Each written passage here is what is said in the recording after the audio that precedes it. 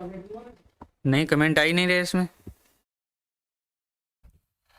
चलिए, जो अभी तक हमने बताया है कि क्या, कल हम कहाँ तक पढ़ चुके थे? कल हम पढ़ चुके थे पश्चिमी घाट, सतपुड़ा और विंध्याचल पर्वत। और आज हम कौन सा पर्वत पढ़ेंगे? अरावली के बारे में। ठीक है, तो हमने अभी तक आपको बताया कि अरावली पर्वत कितने राज्यों में फैला हुआ है।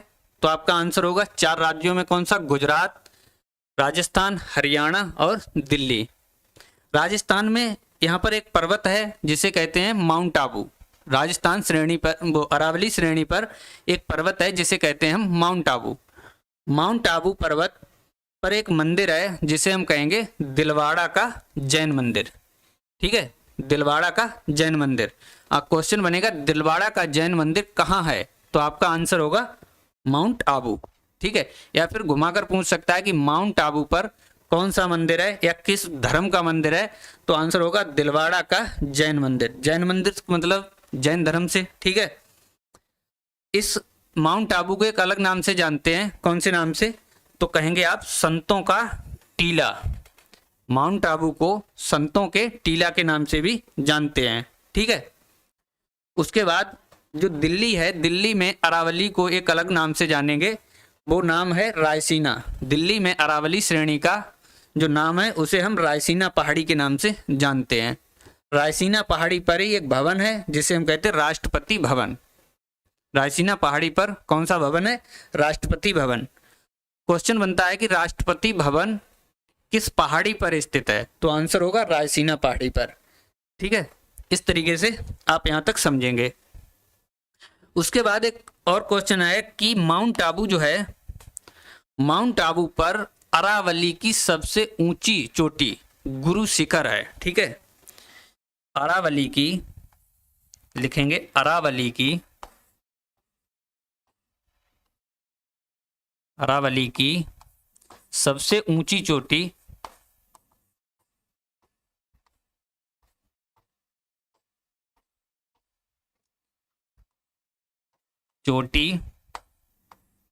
गुरु शिखर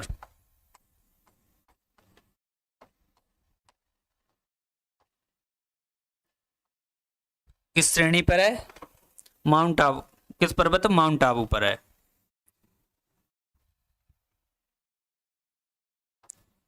माउंट आबू।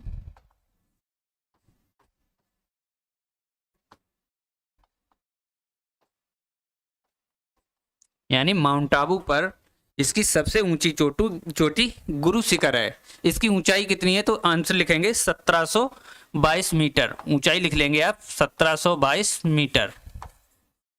किसकी? गुरु शिखर की। गुरु शिखर की ऊंचाई 1722 मीटर। आप इतना नोट करेंगे या फिर इसका स्क्रीनशॉट ले लेंगे। ठीक है, चलिए अगला पॉइंट लिखेंगे कि जो अरावली है इस पर दो तरीके से, मतलब राजस्थान को 2 भागों में विभाजित करती है। कौन सी? अरावली। ठीक है, देखेंगे राजस्थान को 2 भागों में विभाजित करती है अरावली।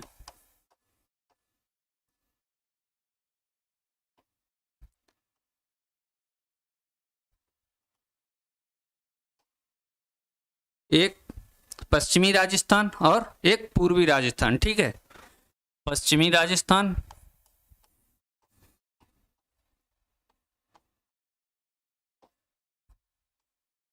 और दूसरा पूर्वी राजस्थान।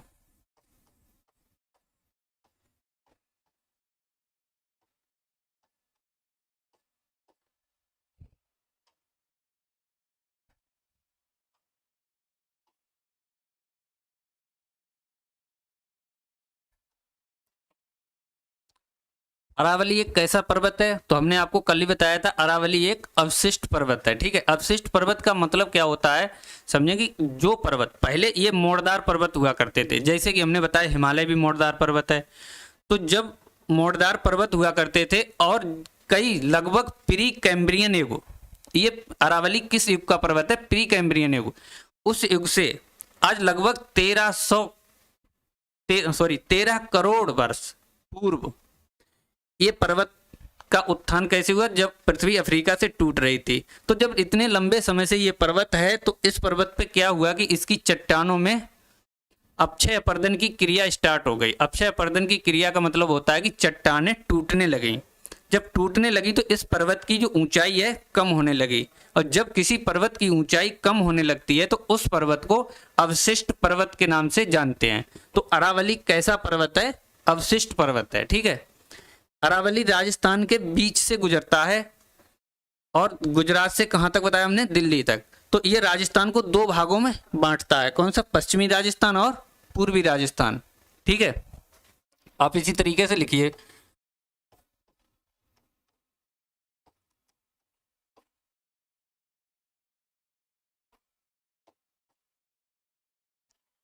तो जो पश्चिमी राजस्थान है इसका ये क्या है? यहाँ पर मरुस्थलीय भाग है। पश्चिमी राजस्थान में मरुस्थलीय भाग है। आप इसे इधर लिखेंगे पश्चिमी राजस्थान, ये मरुस्थलीय भाग है। मरुस्थलीय भाग है।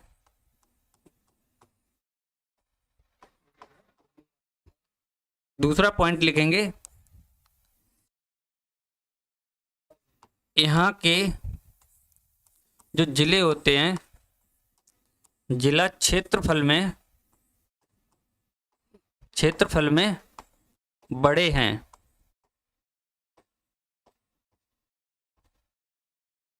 ठीक है, लेकिन आबादी कम है यहाँ की।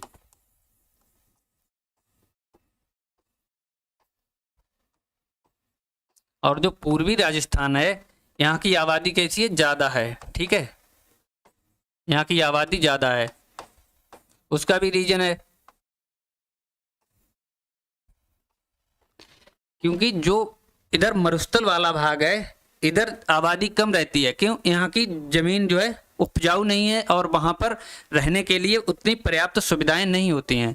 और जो पूर्वी राजस्थान है यहाँ पर रहने की काफ़ी सुविधाएं और यहाँ की ज़मीन भी उपजाऊ है। ठीक है, और दूसरी बात, यहाँ पर जो पश्चिमी राजस्थान में जो वर्षा होती है लगभग 25 सेंटीमीटर वर्षा होती है। 25 सेंटीमीटर वर्षा होती है।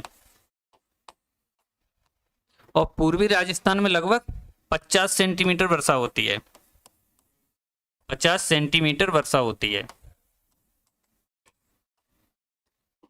तो जब यहाँ पर वर्षा कम होती है तो यहाँ पर फसलों का उत्पादन कम होता है और यहाँ की भूमि कैसी है? मरुस्थलीय भूमि है। ठीक है, और यहाँ पर 50 सेंटीमीटर वर्षा होती है तो फसलें भी पर्याप्त होती हैं और इसीलिए यहाँ पर आबादी इस एरिया में ज़्यादा है। क्योंकि आबादी को रहने के लिए क्या चाहिए? भोजन और दूसरा पानी, जगह। ठीक है, तो इससे हम अरावली ने राजस्थान को दो भागों में जो बांटा है उससे हम राजस्थान की अर्थव्यवस्था के बारे में जान सकते हैं, किधर अर्थव्यवस्था ज़्यादा है और किधर कम है। चलिए उस पर हम नहीं चलेंगे। ठीक है, और एक अलग इस अरावली से कुछ अधातुएं मिलती हैं। ठीक है, कुछ अधातुएं मिलती हैं, वो कौन कौन सी हैं? तो देखेंगे यहाँ पर जो मकराना की जो खाना, मकराना का जो संगमरमर है वो पूरे देश में विख्यात है। ठीक है, लिखेंगे मकराना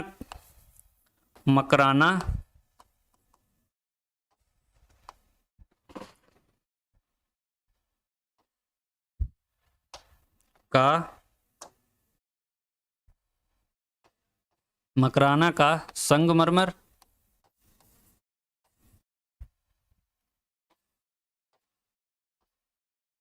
बहुत अच्छी किस्म का मिलता है। अच्छी किस्म का मिलता है।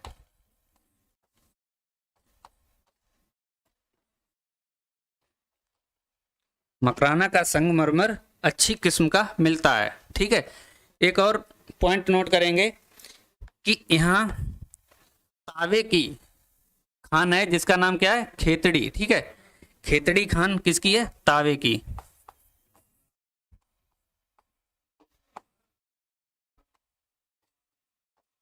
खेतड़ी खान से क्या निकलता है? तो तावा निकलता है। ठीक है,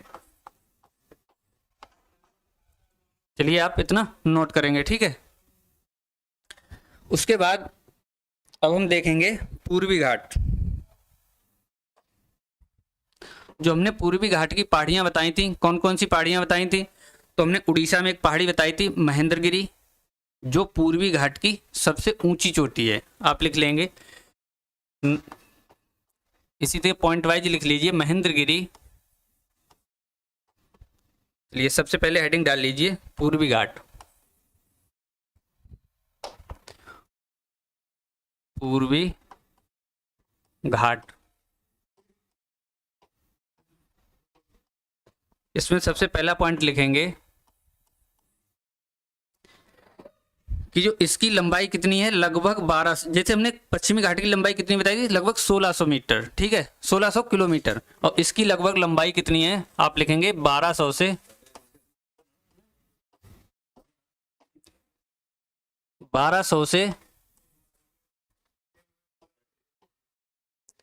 1400 किलोमीटर। पूर्वी घाट की लंबाई कितनी है, 1200 से 1400 किलोमीटर, ठीक है। अगला पॉइंट लिखेंगे, ये कई पहाड़ियों का समूह है।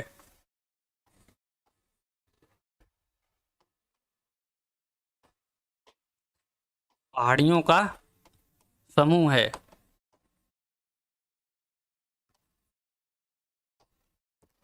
जैसा हमने कल आपको बताया था कि पहाड़ियों का समूह से मतलब उड़ीसा की जो पहाड़ी है, कौन सी, महेंद्रगिरी, उसके बाद नालकोंडा, पालकोंडा, बेलीकोंडा, ठीक है, ये आंध्र प्रदेश की पहाड़ियां हैं। और जब तमिलनाडु में जाएंगे तो सेवराय, जेवादी, ठीक है, इन सभी पहाड़ियों को मिला करके पूर्वी घाट का निर्माण हुआ है।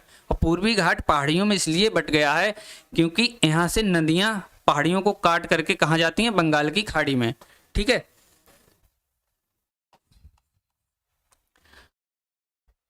चलिए इसके बाद पॉइंट लिखेंगे महेंद्रगिरी।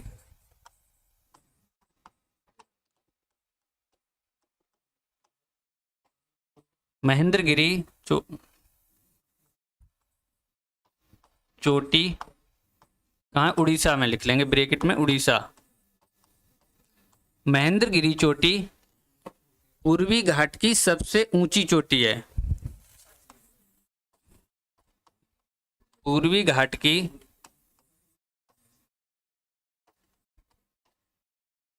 सबसे ऊंची चोटी है।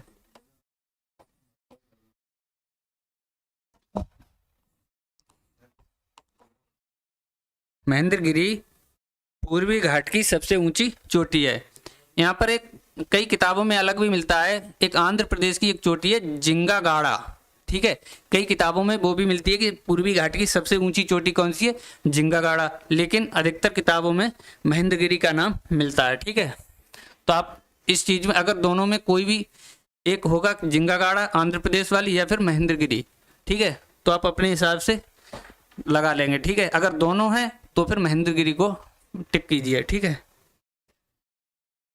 चलिए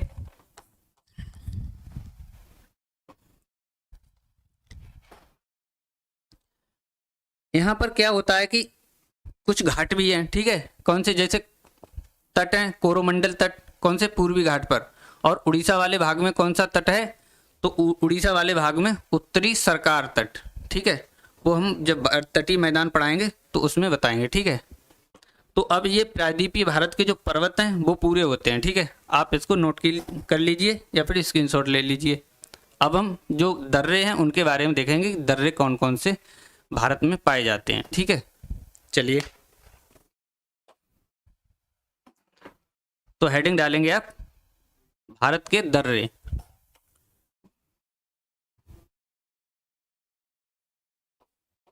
भारत के दर्रे।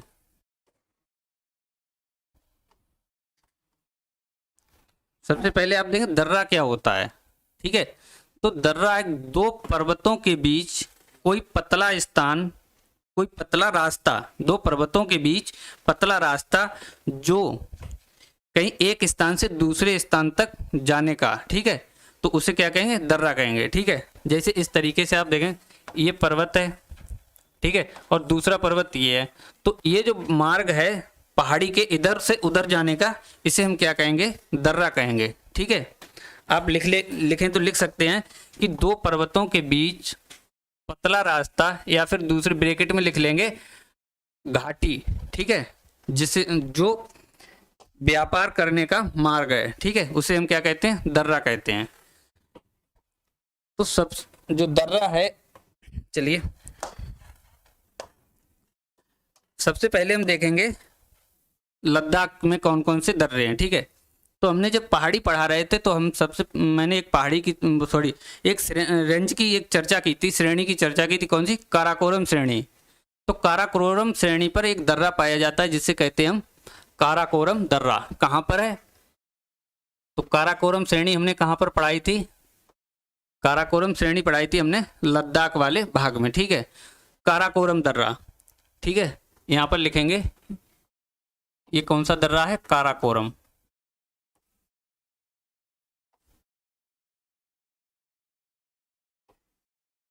काराकोरम। उसके बाद यहाँ पर लद्दाख में एक शहर है जिसे हम कहते हैं गिलगित। कौन सा शहर है, गिलगित।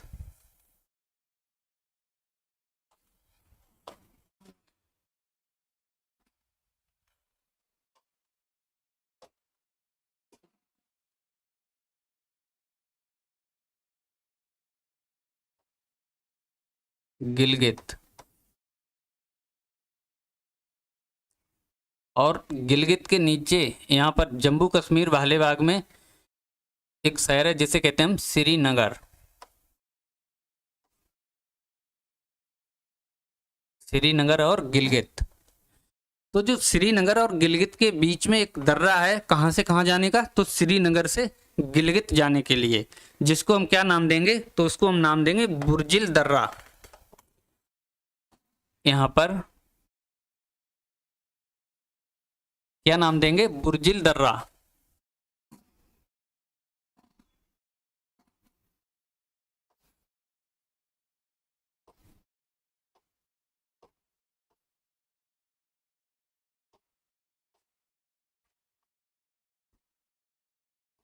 बुर्जिल दर्रा। और जब श्रीनगर से लेह जाने के लिए, जब हम श्रीनगर से लेह जाते हैं, यहाँ पर कौन, श्रीनगर, और ये लेह लेह कहाँ पड़ता है, तो ये लेह पड़ता है लद्दाख में, ठीक है, लेह। लेह शहर जो है वो किस राज्य में है, आपका आंसर होगा लद्दाख में, ठीक है। लेह किस नदी के किनारे है, तो सिंधु नदी के किनारे है, ठीक है। तो लेह और लद्दाख के बीच एक दर्रा पड़ता है जिसे हम कहते हैं जोजिला। जोजिला दर्रा, ठीक है, जोजिला दर्रा।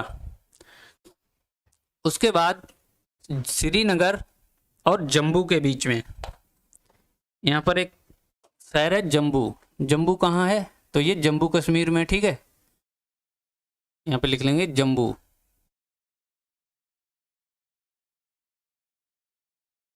श्रीनगर और जम्मू के बीच एक दर्रा पड़ता है जिसे हम कहते हैं बनिहाल दर्रा। क्या नाम देते हैं, बनिहाल दर्रा।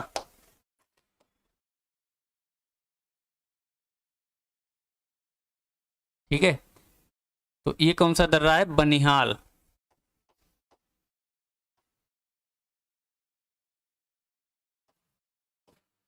बनिहाल दर्रा।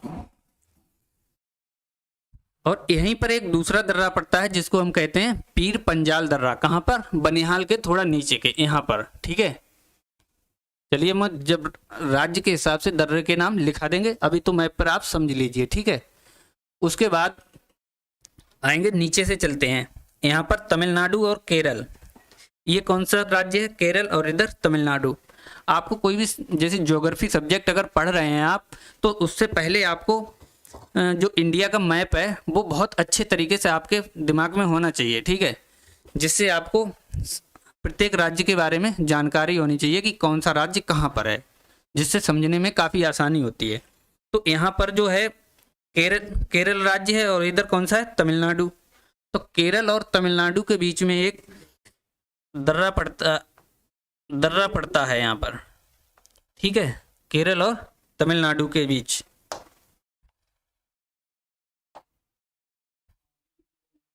इस तरीके से,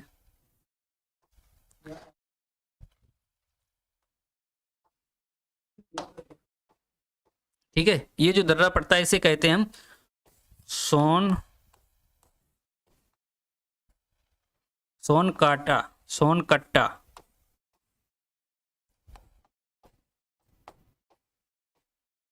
सोनकट्टा दर्रा कहाँ है? तो तमिलनाडु और केरल के बीच, यानी तमिलनाडु से केरल जाने का रास्ता है।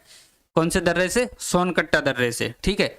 यहाँ पर दर्रे का क्या मतलब है? यहाँ पर दर्रे इसलिए हैं क्योंकि यहाँ पर कौन सा पहाड़ है?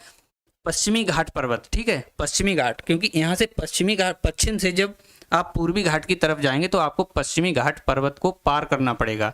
और उस पर्वत को पार किसी पर्वत को पार कहाँ से किया जाता है? तो बताया हमने, रास्ता क्या होता है उसका? दर्रा। दो पहाड़ियों के बीच का जो रास्ता होता है उसे हम दर्रा कहते हैं, ठीक है। तो यहाँ पर कौन सा दर्रा है? सोनकाट दर्रा, ठीक है।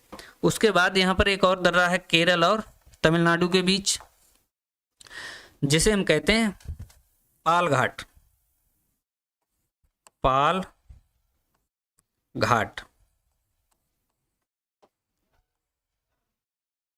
केरल से तमिलनाडु जाने के लिए दो दर्रे पड़ते हैं, एक सोनघाट और पाल घाट, या सोनकट्टा दर्रा कह सकते हैं या पाल घाट दर्रा, ठीक है। चलिए अब हम देखेंगे दो दर्रे पड़ते हैं कहाँ? महाराष्ट्र में। यहाँ पर कौन सा स्थान है? मुंबई, ठीक है, लिखेंगे मुंबई। कौन सा? ये वाला स्थान कौन सा है? मुंबई।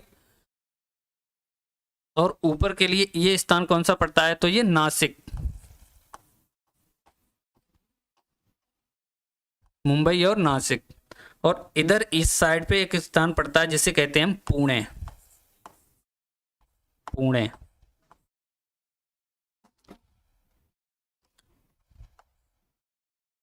ये तीन स्थान है। इन तीन स्थान को कितने दर्रे जोड़ते? दो दर्रे हैं, इनके बीच में दो दर्रे हैं जो इन स्थानों को जोड़ते हैं।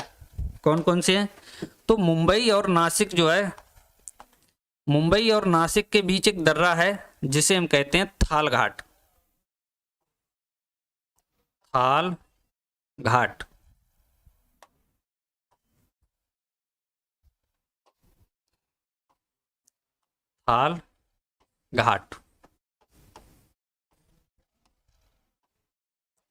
और उसके बाद पुणे और मुंबई के बीच एक दर्रा पड़ता है जिसे हम कहते हैं भोर घाट,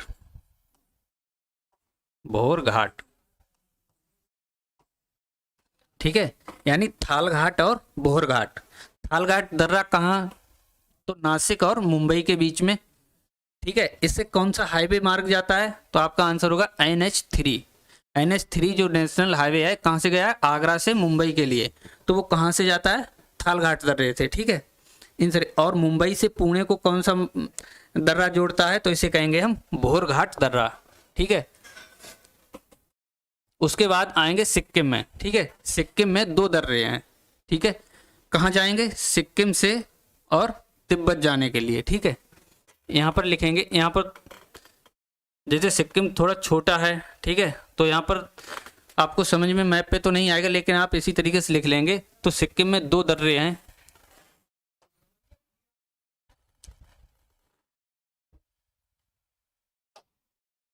यहाँ पर लिखेंगे सिक्किम।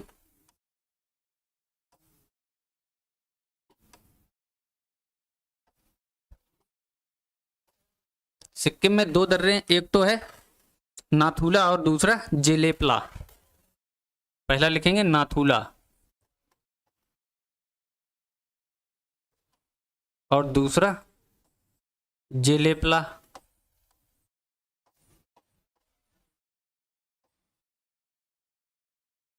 ठीक है। सिक्किम राज्य कहाँ पर है? ये वाला कौन सा राज्य है? सिक्किम,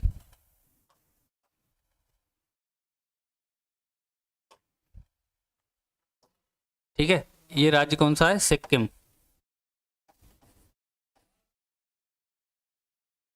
तो इसमें दो दर्रे पाए जाते हैं, जेलेपला और नाथुला। जो नाथुला दर्रा है ये चुंबी घाटी में पाया जाता है। चुंबी घाटी, क्वेश्चन बने चुंबी घाटी किस राज्य में है, तो आप कहेंगे सिक्किम में। चुंबी घाटी सिक्किम और तिब्बत को जोड़ती है, ठीक है, चुंबी घाटी। यहाँ पर लिख लीजिए चुंबी घाटी ब्रैकेट में। चलिए इस तरीके लिखे चुंबी घाटी।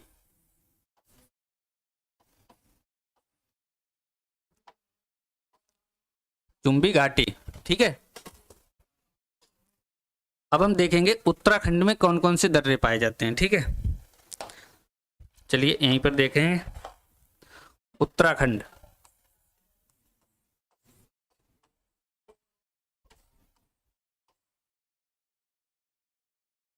उत्तराखंड राज्य में इसमें कौन कौन से दर्रे हैं, तो सबसे पहले एक दर्रा है माना दर्रा। माना दर्रा। उसके बाद दूसरा कौन सा है,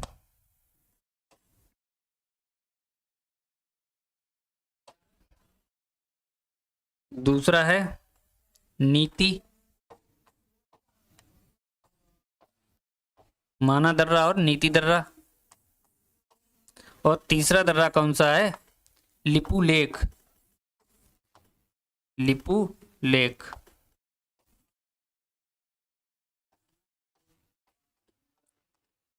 यानी माना दर्रा, नीति दर्रा और लिपू लेक, ये 3 दर्रे किस राज्य में हैं, तो आपका आंसर होगा उत्तराखंड राज्य में। नाथुला और जिलेपला किस राज्य में है, सिक्किम में, ठीक है। चलिए उसके बाद यहाँ पर हिमाचल प्रदेश, ठीक है। हिमाचल प्रदेश में कुछ दर्रे हैं वो भी लिखेंगे। चलिए इधर लिखते हैं,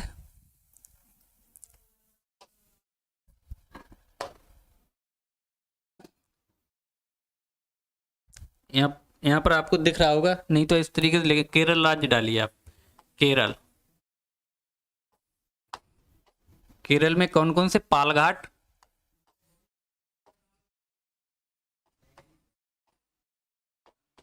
दूसरा नंबर पर कौन सा है, सोनघाट, सोनकोट्टा,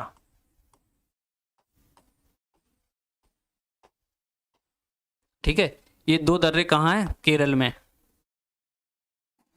महाराष्ट्र डालिए, महाराष्ट्र, दूसरे पेन से लिखते हैं। महाराष्ट्र में भी 2 दर्रे हैं।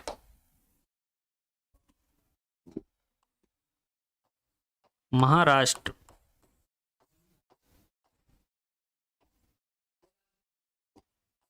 कौन सा है, पहले थालघाट, दूसरा कौन सा है, भोरघाट।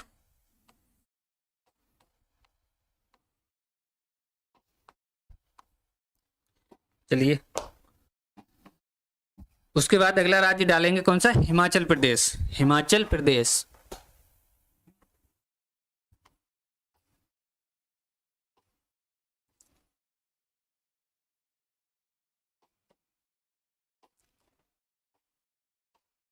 हिमाचल प्रदेश में कौन कौन से दर्रे हैं देखेंगे। हिमाचल प्रदेश में सबसे पहले देखेंगे सिपकीला दर्रा। सिपकीला।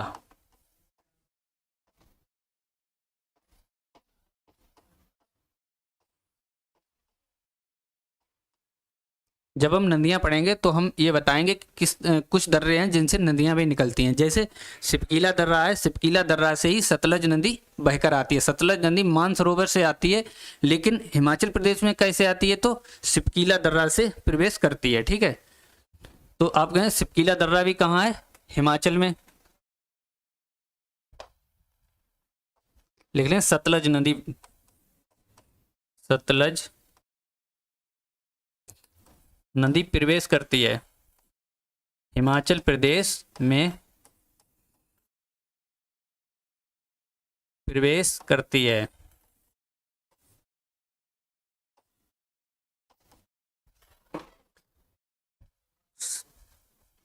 सतलज नदी किसमें प्रवेश, किस दर्रे से प्रवेश करती है, तो आंसर होगा सिपकीला दर्रे से। उसके नीचे दूसरा दर्रा है हिमाचल प्रदेश में, बारालाचा। बारालाचा, ठीक है, बारालाचा दर्रा। बारालाचा दर्रे से कौन सी नदी, दर्रे के पास से ही जैसे ब्यास है और रावी नदी, ठीक है।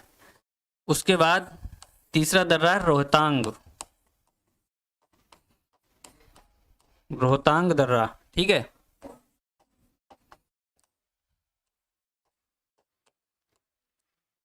रोहतांग दर्रे के पास में ही एक झील है शेषनाग झील, जहां से निकलती है कौन सी, झेलम नदी, और इसी दर्रे के पास से निकलती है कौन सी, चेनाब नदी। इन सब बातों को हम जब नदियां पढ़ाएंगे उसमें डिस्कस करेंगे विस्तार से, ठीक है।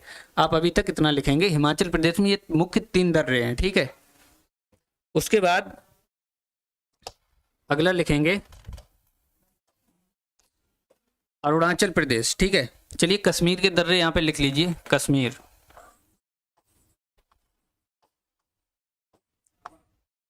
क्योंकि अब कश्मीर और लद्दाख राज्य 2 भागों में बंट चुका है, तो कश्मीर के दर्रे अलग पढ़ेंगे और लद्दाख के दर्रे अलग पढ़ेंगे, ठीक है। क्योंकि यहाँ से भी क्वेश्चन आता है, लद्दाख के दर्रे दे देगा तो कंफ्यूज हो जाते हैं, क्योंकि पुरानी किताबें हैं अभी तक, तो उनमें अभी तक वही लिखा है कि लद्दाख वाले दर्रे भी किस में लिखे हैं, कश्मीर में लिखे हैं, ठीक है।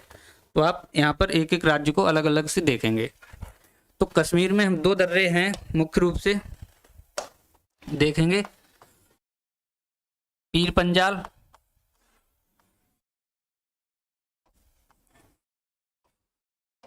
और दूसरा दर्रा क्या है, बनिहाल दर्रा, बनिहाल।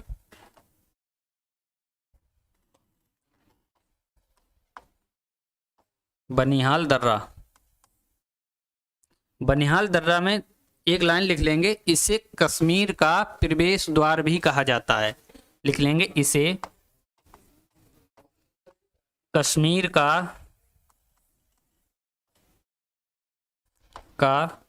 प्रवेश द्वार भी कहा जाता है।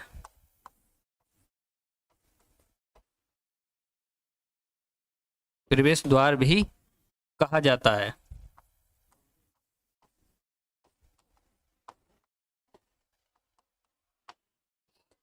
क्योंकि जब आप जम्मू से कश्मीर जाएंगे तो इसी से बनिहाल दर्रे से ही आपको गुजरना पड़ेगा।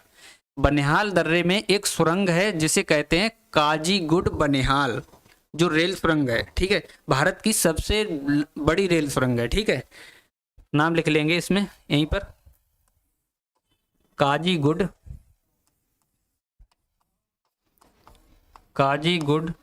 बनिहाल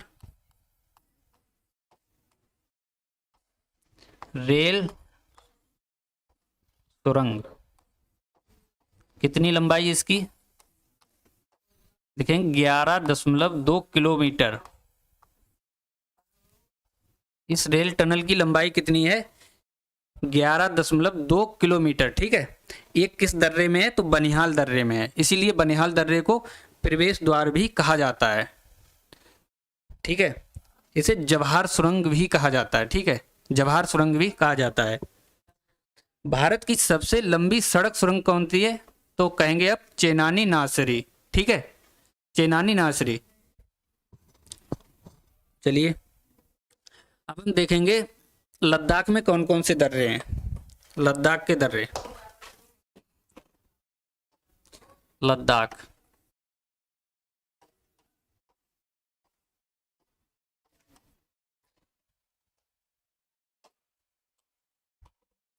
जो पिछला वाला पीटी का पेपर हुआ था, कौन सा, जो पहला वाला, ये दूसरा वाला नहीं, पहले वाला, तो उसमें एक एक प्रश्न आया था कि जोजिला और बुर्जिल दर्रा किस राज्य में है, ठीक है। पहले तो लोगों ने कश्मीर लगाया तो आंसर ठीक है, लेकिन उसकी जब संशोधित आंसर की आई तो जोजिला दर्रा लद्दाख में सही किया गया, तो काफ़ी लोगों के क्वेश्चन गलत भी हो गए थे, ठीक है। तो इसलिए हम लिखेंगे दोनों जो दर्रे पाए जाते हैं, बुर्जिल और जोजिला, दोनों हम लद्दाख में पढ़ेंगे, ठीक है, बुर्जिल दर्रा और जोजिला।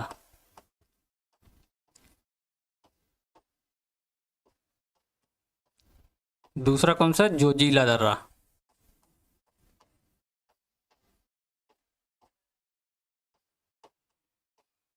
और तीसरा दर्रा कौन सा, काराकोरम।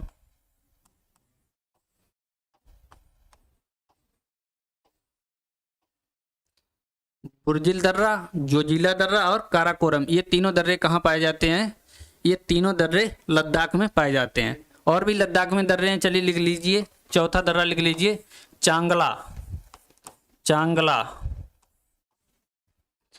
अगर किसी दर्रे में मतलब चांगला जो दर्रा है, मैक्सिमम दर्रे में मतलब हर बात में ये ट्रिक नहीं फॉलो करेगी। अगर किसी के पीछे ला शब्द जुड़ा है तो आप 90% श्योर हो जाइए कि वो लद्दाख में होगा। ठीक है, उसके बाद देखेंगे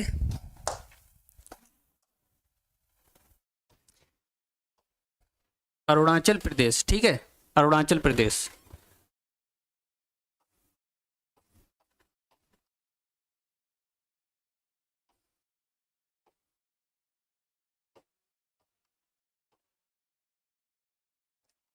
अरुणाचल प्रदेश में कुछ दर्रे हैं, उनको भी लिख लेंगे। तो सबसे पहले कौन सा दर्रा अरुणाचल प्रदेश में लिखेंगे? बोमीला दर्रा।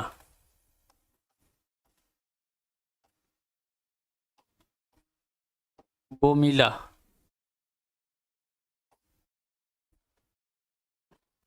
बोमीला दर्रा और दिफू दर्रा। ठीक है,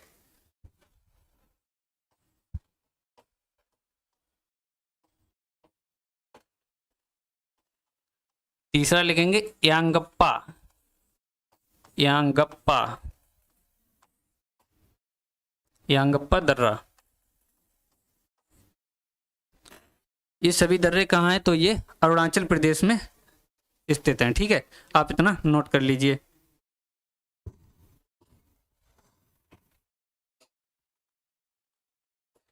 बोमीला और बुमडीला भी लिख लीजिए, बुमडीला।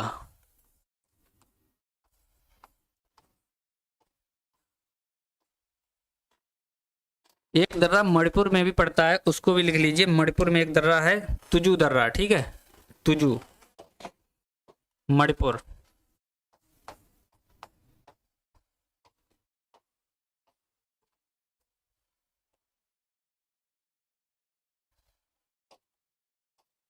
कौन सा? तुजू दर्रा।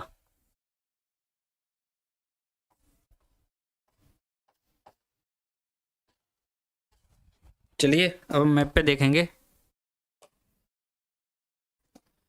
जो यहाँ पर कौन सा राज्य हमने बताया था? अरुणाचल प्रदेश। ठीक है, तो इसमें इस तरीके से इधर के लिए, ठीक है, बोमडीला, यांगप्पा और दिफू दर्रा। ठीक है, और जो मणिपुर है, मणिपुर राज्य कहाँ पर? यहाँ पर है। यहाँ पर कौन सा दर्रा है? तुजू दर्रा, तुजू दर्रा। किस राज्य में है? मणिपुर राज्य में। तो मणिपुर इधर जो दर्रे हैं ना, जो हमने बताया था कि हिमालय पर्वत अरुणाचल प्रदेश से मुड़ करके किधर आया है? अंडमान निकोबार की तरफ। तो जो अराकान योमा पर्वत यहाँ पर नाम दिया गया इसको, तो इस पर्वत को काटकर ये दर्रे कहाँ के लिए रास्ता बनाते हैं? तो भारत और म्यांमार के बीच। ठीक है, इस साइड वाले जो दर्रे हैं वो भारत से म्यांमार के बीच रास्ता बनाते हैं, और जो ऊपर वाले दर्रे हैं वो भारत और तिब्बत के बीच रास्ता बनाते हैं। ठीक है, इन सब चीज़ों को आप नोट कर लेंगे।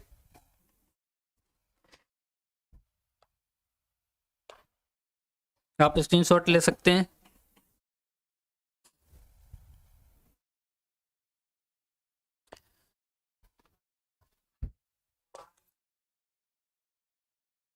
एक दर्रा अरावली में भी है, अगर आप लिखें, लेकिन आ सकता है क्योंकि ज़्यादा इम्पोर्टेंट नहीं है। ठीक है, अरावली में एक दर्रा है गोरान घाट, गोरान घाट। गोरान घाट कहाँ है? अरावली। अरावली का राजस्थान। ठीक है, ये किस राज्य में है? तो राजस्थान में है। ठीक है, राजस्थान।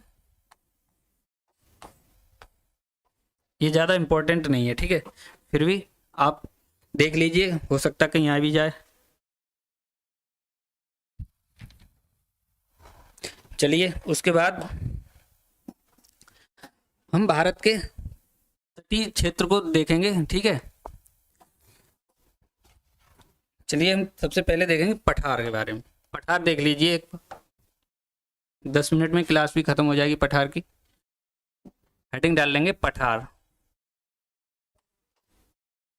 इस तरीके डालेंगे भारत के पठार, ठीक है, भारत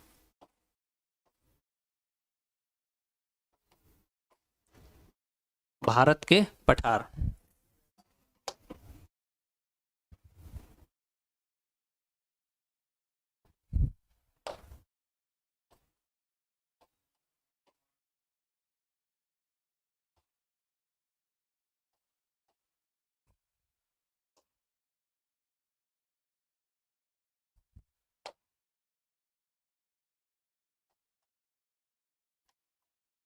प्लेटू ऑफ इंडिया, ठीक है, भारत के पठार। तो पठार क्या होता है, सबसे पहले आपको पता होना चाहिए पठार क्या होता है। पठार एक जो टेबल नुमा आकृति होती है उसे हम पठार कहते हैं। पठार कैसी आकृति होती है, टेबल नुमा। टेबल नुमा का मतलब जैसे ये पर्वत है और इस पे ऊपर कैसा होता है भाग, चपटा भाग होता है। ऐसे ऊंचे स्थान जिनका ऊपरी भाग चपटा होता है उन्हें हम पठार कहते हैं। टेबल का भी ऊपरी भाग चपटा होता है, ठीक है, इस तरीके इसे हम टेबल नुमा आकृति भी कहते हैं, ठीक है। तो आप इसकी परिभाषा के तौर पे एक लाइन लिख सकते हैं कि पठार ऐसे ऊंचे स्थान जिनका ऊपरी भाग कैसा होता है, चपटा होता है, उन्हें हम पठार कहते हैं। चलिए उसके बाद हम देखेंगे कि कौन सा पठार भारत में कहां पर है। सबसे पहले यहां पर एक पहाड़ी पड़ती है, कौन सी, हमने आपको बताया था अरावली पहाड़ी, ठीक है। अरावली पहाड़ी के पास में एक पठार है जिसको हम कहते हैं मेवाड़ का पठार, ठीक है।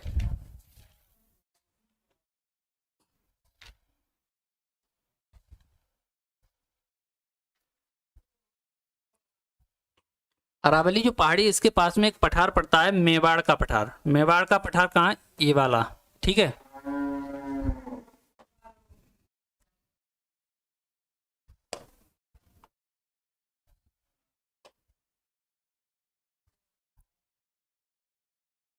ये वाला भाग पे, ठीक है, ये इसी के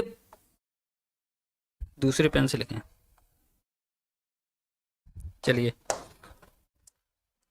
जो ये वाला पठार है इसे कहते हैं मेवाड़, मेवाड़ पठार या मेवाड़ का पठार।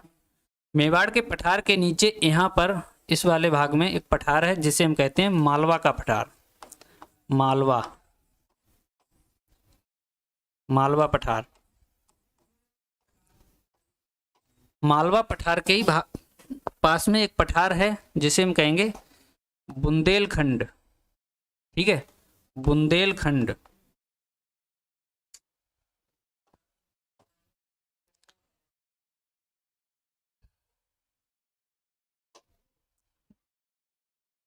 अरे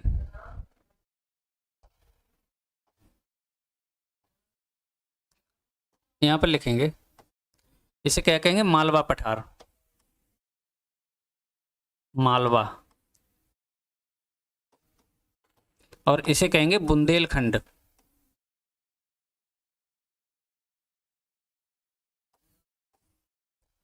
और बुंदेलखंड के पास में नीचे ये वाला पठार है, इसे कहेंगे हम बघेलखंड, ठीक है। कौन सा, बघेलखंड, बघेल,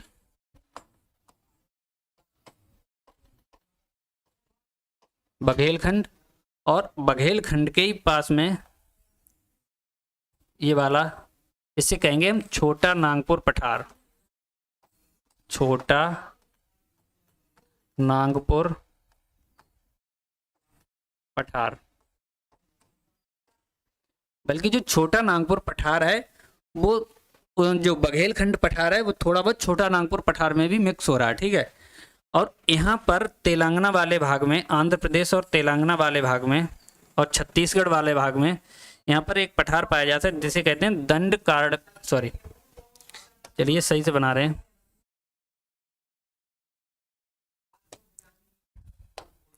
यहाँ पर उड़ीसा, थोड़ा तेलंगाना और आंध्र छत्तीसगढ़, उड़ीसा, तेलंगाना और छत्तीसगढ़।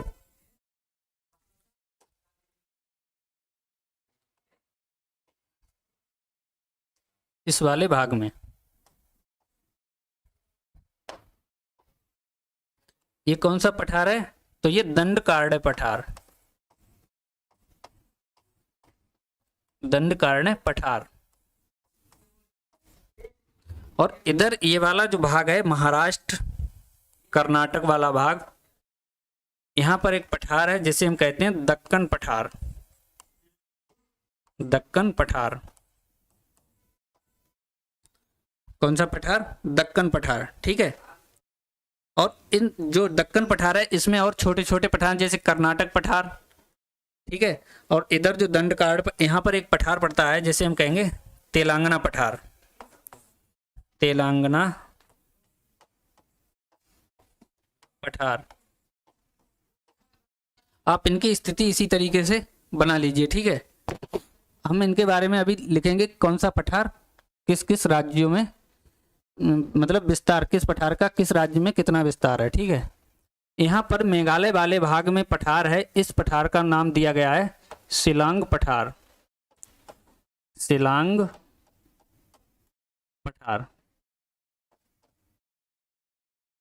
क्या नाम दिया गया? शिलांग पठार। चलिए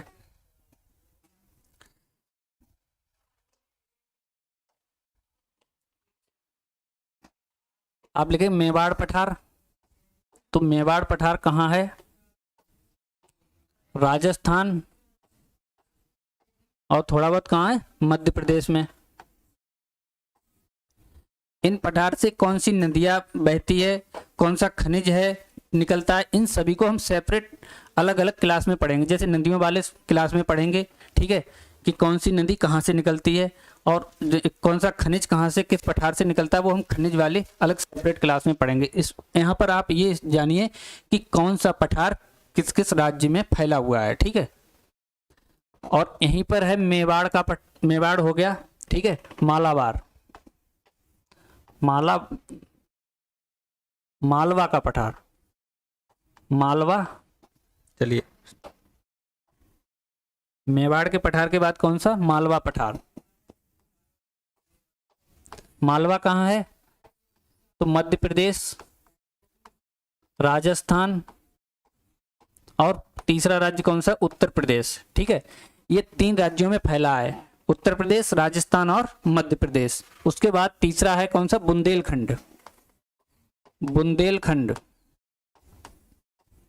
बुंदेलखंड का जो पठार है वो कहाँ? उत्तर प्रदेश और मध्य प्रदेश में। और मुख्य रूप से ये पठार कहाँ है? तो मुख्य रूप से ये मतलब मध्य प्रदेश में है, ठीक है। थोड़ा बहुत आता है कहाँ? उत्तर प्रदेश में। उसके बाद कौन सा? बघेलखंड, बघेलखंड कौन सा? ये वाला, ठीक है, बघेलखंड। बघेलखंड कहाँ है? तो जो बघेलखंड है ये पड़ता है मध्य प्रदेश प्लस छत्तीसगढ़ प्लस बिहार वाले में, सॉरी झारखंड। कौन सा? झारखंड, ठीक है। इन राज्यों में कौन सा पठार है? बघेलखंड पठार, ठीक है। और मुख्य रूप से बघेलखंड किस राज्य में है? तो छत्तीसगढ़ में, ठीक है। इसी पठार के अंतर्गत एक पठार आता है जिसे हम कहते हैं बस्तर पठार, बस्तर। ये यहां से भी क्वेश्चन आता है, बस्तर पठार। देखिए जिस तरीके से आपको हमने बताया कि दक्कन का पठार है, इसके अंतर्गत भी छोटे छोटे पठार हैं जैसे कर्नाटक पठार, ठीक है। और इधर कौन सा है? दंडकारण्य पठार में, दंडकारण्य पठार में आएगा, हाँ, दंडकारण्य पठार जो है यहाँ पर, इसमें कौन कौन से राज्य हैं? तो छत्तीसगढ़ और उड़ीसा और आंध्र प्रदेश का कुछ भाग, ठीक है। इस तरीके पठार के अंदर भी कुछ पठार हैं, ठीक है। चलिए इसको इसमें लिखेंगे दंडकारण्य पठार में, ठीक है। यहाँ पे लिखेंगे, दूसरा लिखेंगे दंडकारण्य, दंडकारण्य। चलिए इसमें लिखेंगे ये कितने राज्यों में? तो अभी हमने बताया छत्तीसगढ़ में प्लस उड़ीसा में प्लस आंध्र प्रदेश में।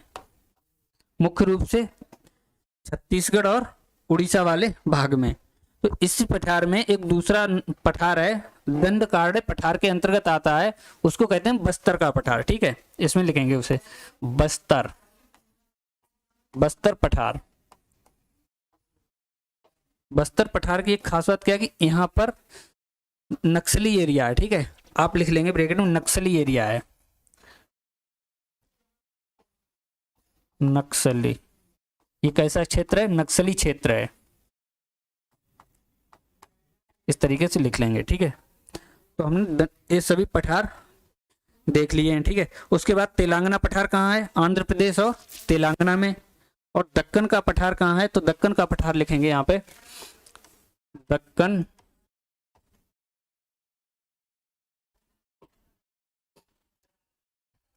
चलिए सबसे पहले लिखेंगे शिलांग पठार के बारे में जानेंगे आप। शिलांग पठार, शिलांग पठार,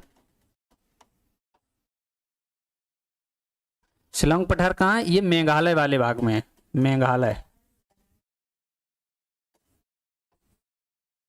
मेघालय में स्थित है। कौन सा? शिलांग पठार।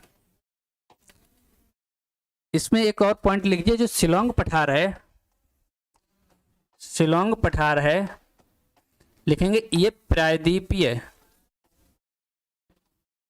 प्रायद्वीपीय भारत का विस्तार है, विस्तार है। शिलांग पठार प्रायद्वीपीय भारत का विस्तार है। ठीक है, उसके बाद हमें दो पठार और पढ़ने हैं। कौन सा? एक दक्कन का पठार और दूसरा छोटा नागपुर पठार। ठीक है, तो ये दोनों पठार, तो इनमें थोड़ा ज़्यादा पढ़ना पड़ेगा, तो इसके लिए समय हो रहा है, तो इसके बारे में हम थोड़ा कल जानेंगे। ठीक है, दक्कन पठार और शिलांग मतलब छोटा नागपुर पठार, इसीलिए इनको आज हम यहाँ पर नहीं डिस्कस करेंगे, कल की वीडियो में हम इनको आपको समझाएंगे, क्योंकि इनमें थोड़े क्वेश्चन ज़्यादा बनते हैं और थोड़ा डिटेल लंबा है। ठीक है, चलिए आज के लिए इतना ही। नमस्कार दोस्तों, बने रहिए, पढ़ते रहिए, स्वस्थ रहिए, ऐसी मैं कामना करता हूँ आप सफल हो जाएं जल्दी से जल्दी। चलिए ठीक है, धन्यवाद।